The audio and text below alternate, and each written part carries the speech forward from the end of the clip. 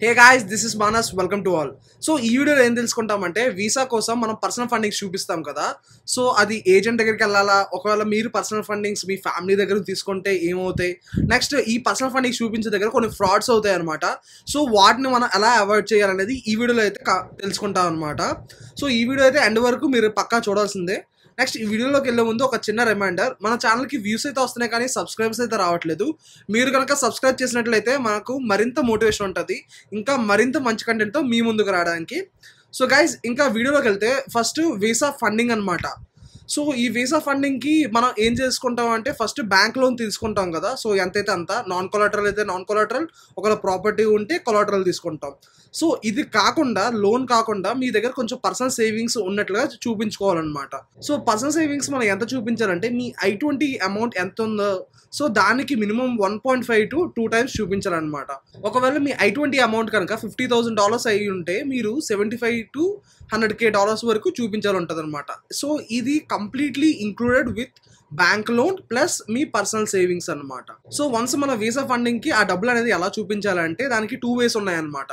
First way ఏంటి అంటే మన ఏజెంట్ దగ్గరికి వెళ్ళడం, సెకండ్ వే ఏంటంటే మన ఫ్యామిలీ మెంబర్స్ ఆర్ రిలేటివ్స్ దగ్గర నుంచి డబ్బులు తీసుకోవడం అనమాట. ఇప్పుడు మనం ఫస్ట్ వే గురించి మాట్లాడుకుందాం.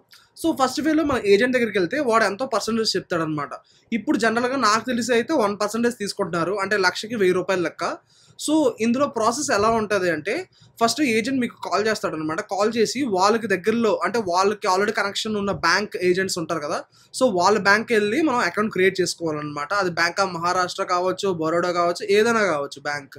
సో వన్స్ మనం క్రియేట్ చేసుకున్న తర్వాత వాళ్ళు ఏం చేస్తారు అంటే మీరు వీసా ఇంటర్వ్యూకి వెళ్ళే ఒక 7 days ముందు చెప్పండి, అప్పుడు మేము మీకు డబ్బులు వేస్తామని చెప్తారనమాట.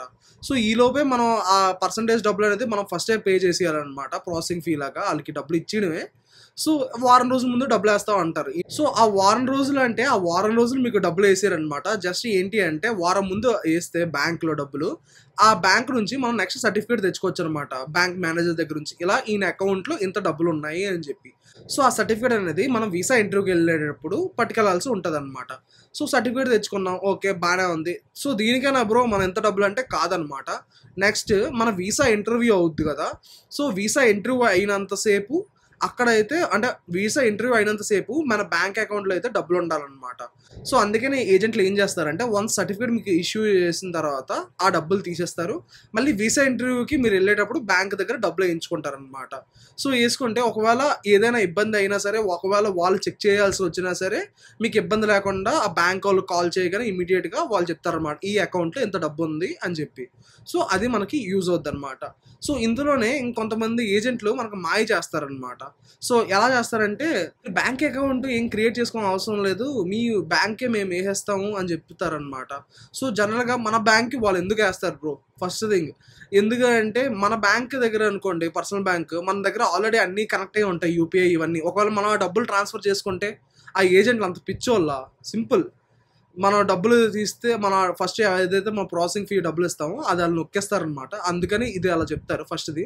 ఇంకా సెకండ్ది ఏంటి అంటే మీకు నెల రోజుల ముందు నుంచి మేము వేస్తాం 0.5% వేస్తాం, లేదా 0.3% వేస్తాం అని చెప్తారనమాట.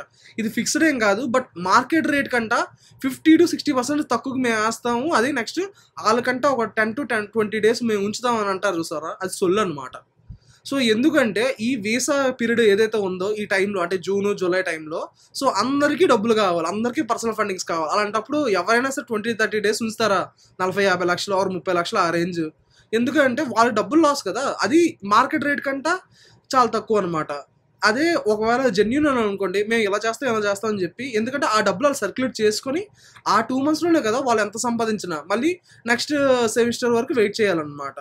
సో అందుకని మీరు ఈ చిన్న లాజిక్కి మిస్ అవ్వకండి అనమాట. వాళ్ళు మనల్ని మోసం చేయడానికి అయితే పక్కా చూస్తారనమాట. నెక్స్ట్ అన్నిటికంటే మెయిన్ ఇంపార్టెంట్ పాయింట్ ఏంటి అంటే మీరు ఒకవేళ ఏజెంట్ దగ్గర నుంచి వెళ్ళినా, నెక్స్ట్ ఒకవేళ వాళ్ళు మీ అకౌంట్లో కాకుండా మీ నుంచి సపరేట్గా, ఇప్పుడు చెప్పాను కదా ఫస్ట్లో, వేరే అకౌంట్ నుంచి క్రియేట్ చేసుకుని కొత్త బ్యాంక్ అకౌంట్ అన్నీ చేసినా సరే, మీరు డబ్బులను ముట్టకపోయినా సరే ఆ డబ్బులు పడుతున్నాయి లేదా తీస్తున్నారు అనే నోటిఫికేషన్ మాత్రం మీకు పక్కా రావాలి. ఒకవేళ నోటిఫికేషన్ లేకపోయినా సరే ఆన్లైన్లో ఏదో ఒక యాక్సెస్ లాగా మీకైతే పక్కా కావాలన్నమాట. ఎందుకంటే కొంతమంది ఏం చెప్తారంటే బ్రో అదేం లేదు బ్రో. మీకు మేము డేటాబేస్ ఉంటది గదా! ఆ డేటాబేస్‌లో ఇంతకుముందు అంత డబ్బున్నోళ్ళు ఉంటాం గదా! మేము బ్యాంక్‌లో పని చేస్తామనమాట. ఆ ఒక్క రోజుకి ఆళ్ళ పేరు తీసి మీ పేరు పెడతాము. సో, అలా అని చెప్తారనమాట.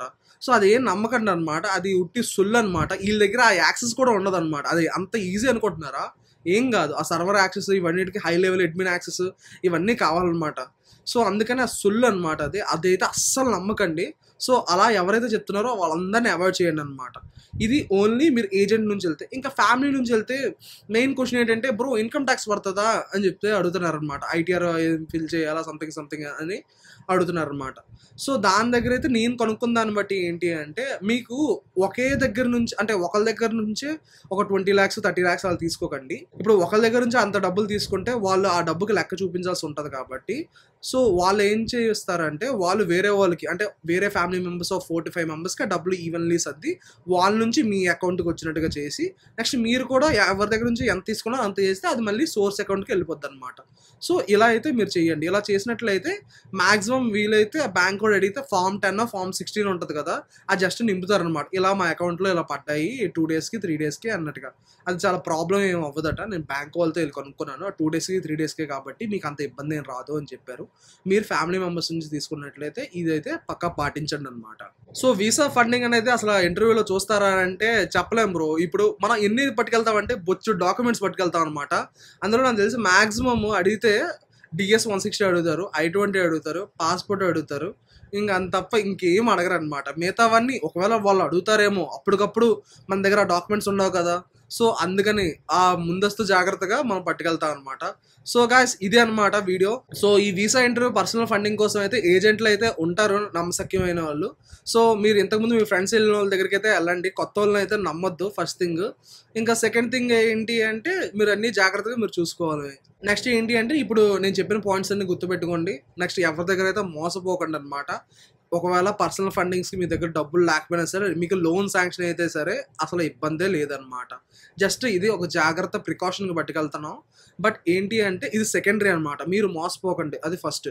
Thank you guys. Thank you all.